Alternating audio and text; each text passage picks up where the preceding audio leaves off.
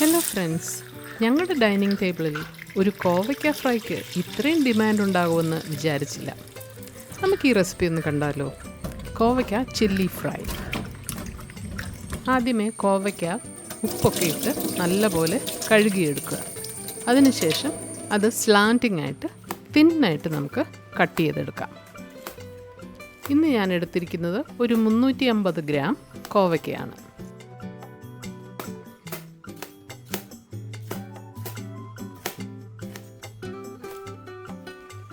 കോവയ്ക്കയെല്ലാം അരിഞ്ഞെടുത്തതിന് ശേഷം നമുക്ക് മാരിനേറ്റ് ചെയ്യാം. 2 ടീസ്പൂൺ കാശ്മീരി ചില്ലി, 1/2 ടീസ്പൂൺ മഞ്ഞൾപ്പൊടി, 1/2 ടീസ്പൂൺ കുരുമുളക് പൊടി, 1/2 ടീസ്പൂൺ പെരിഞ്ജീരകപ്പൊടി, ഉപ്പ് ആവശ്യത്തിന്, പിന്നെ 2 ടേബിൾ സ്പൂൺ റൈസ് ഫ്ലവർ അരിപ്പൊടി. ഇത്രയിട്ട് നല്ലവണ്ണം മിക്സ് ചെയ്ത് കൊടുക്കാം. ഈ പൊടികളെല്ലാം നല്ലവണ്ണം കോവയ്ക്കയിൽ ചേർന്ന് പിടിക്കുന്നിടം വരെ നമുക്ക് മിക്സ് ചെയ്ത് കൊടുക്കാം. 1 ടീസ്പൂൺ വെളിച്ചെണ്ണ കൂടി ഞാൻ ചേർത്ത് കൊടുത്തിട്ടുണ്ട്. ഡീപ്പ് ഫ്രൈ ചെയ്യാനായി നിങ്ങൾക്ക് ഏതെങ്കിലും എണ്ണ ഉപയോഗിക്കാം. ഞാനിവിടെ വെളിച്ചെണ്ണയാണ് ഉപയോഗിച്ചിരിക്കുന്നത്. എന്നിട്ട് ഈ മാരിനേറ്റ് ചെയ്ത് വെച്ചിരിക്കുന്ന കോവയ്ക്ക് നമുക്ക് ജെൻ്റ്ലി ഇട്ട് കൊടുക്കാം. ഇട്ടതിന് ശേഷം ഒരു 2 മിനിറ്റ് നിങ്ങൾ സ്പൂൺ കൊണ്ടോ തവി കൊണ്ടോ ഇത് ഇളക്കരുത്.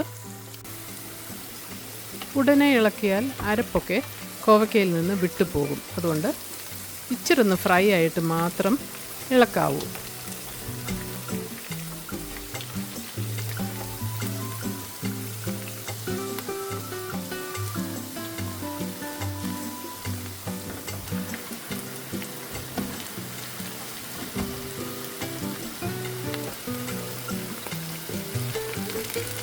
കോവയ്ക്ക നല്ലവണ്ണം ഫ്രൈ ആയതിന് ശേഷം ക്രിസ്പി ആയതിന് ശേഷം മാത്രം എണ്ണയിൽ നിന്ന് കോരിയെടുക്കുക.